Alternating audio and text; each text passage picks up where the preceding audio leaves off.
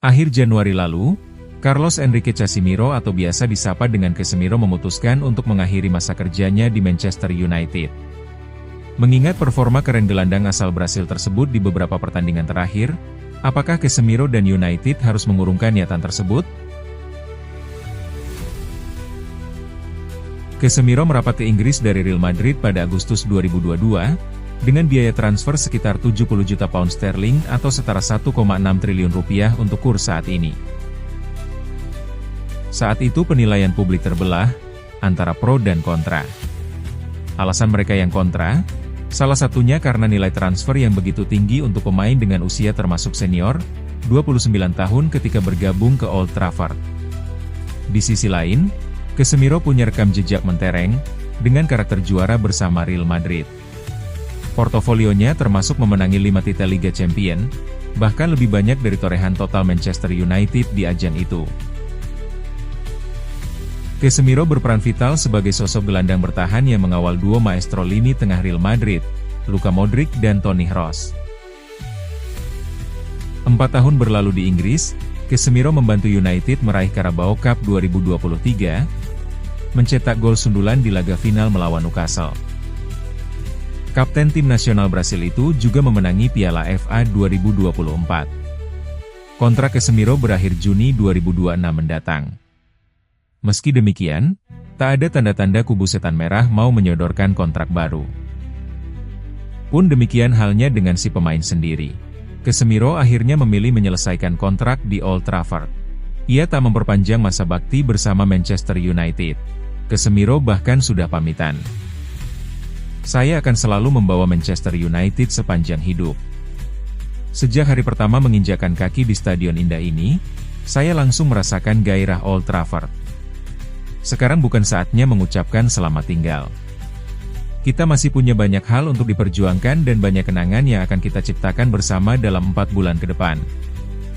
Fokus saya tetap sama, memberikan segalanya demi membantu klub ini meraih kesuksesan. Casemiro benar-benar menepati ucapannya itu. Ia membantu United menang di 3 partai yang sangat genting, 2-0 melawan Manchester City di rumah, 3-2 melawan Arsenal di kandang lawan, serta menang 3-2 kontra Fulham. Bahkan, di laga terakhirnya itu, Casemiro bikin 1 gol dan 1 assist.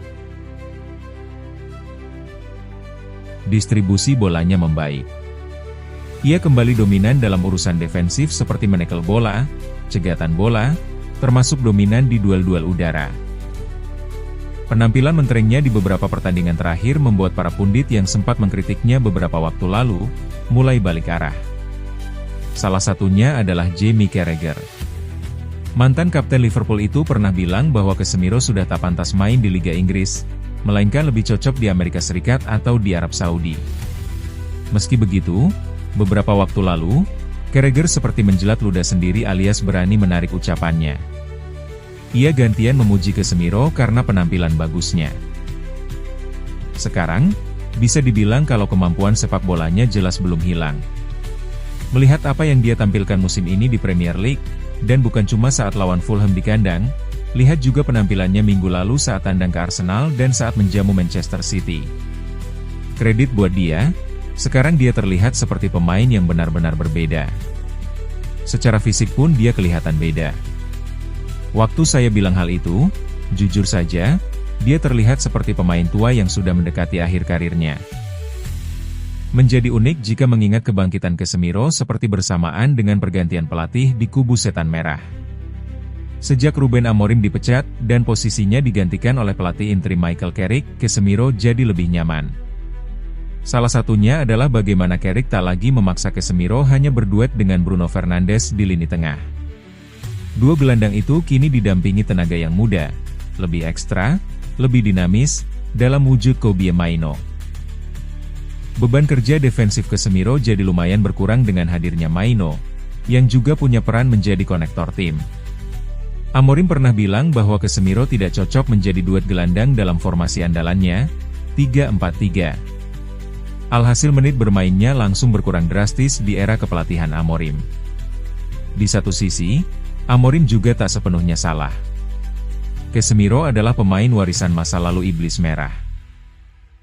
Salah satu masalah utama United, bahkan sejak eranya Erik ten Hag, adalah lini tengah yang gampang kopong. Dengan faktor kecepatan dan usia yang tak lagi muda, otomatis saat itu Casemiro gampang terekspos.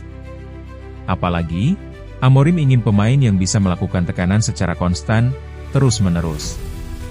Casemiro jelas tak mampu melakukannya. Casemiro sudah sangat lambat. Top speednya musim ini cuma 30 km per jam. Kalau cuma menghitung bek dan gelandang bertahan, angka itu malah jadi yang terendah ketiga di Premier League musim ini.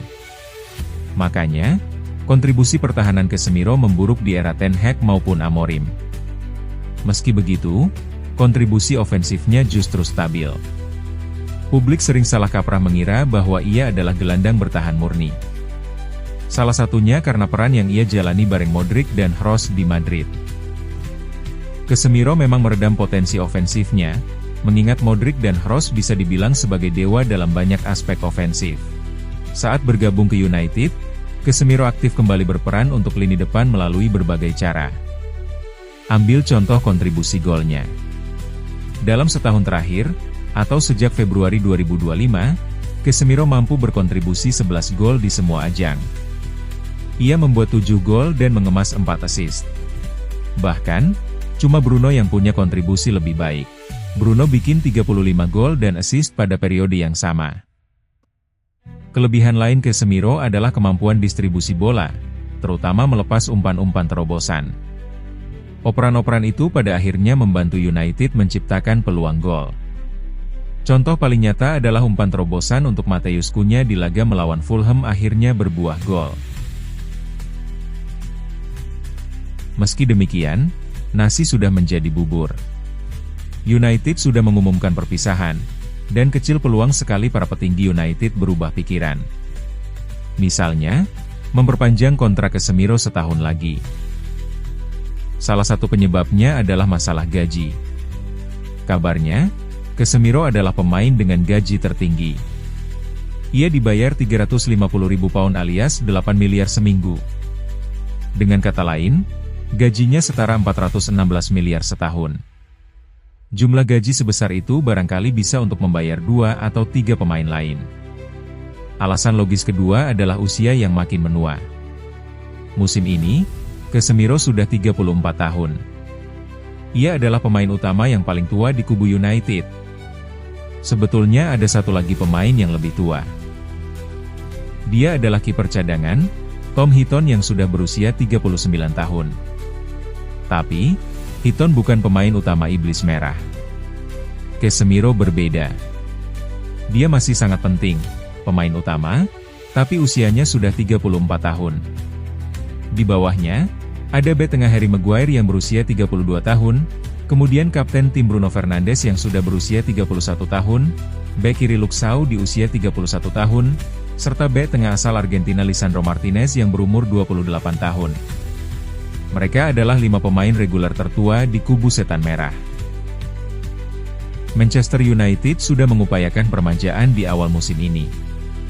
Mereka merekrut pemain bintang berusia muda, atau yang baru masuk usia emas. Sebut saja bomber Benjamin Sesko. Ia datang ke United di usia 22 tahun.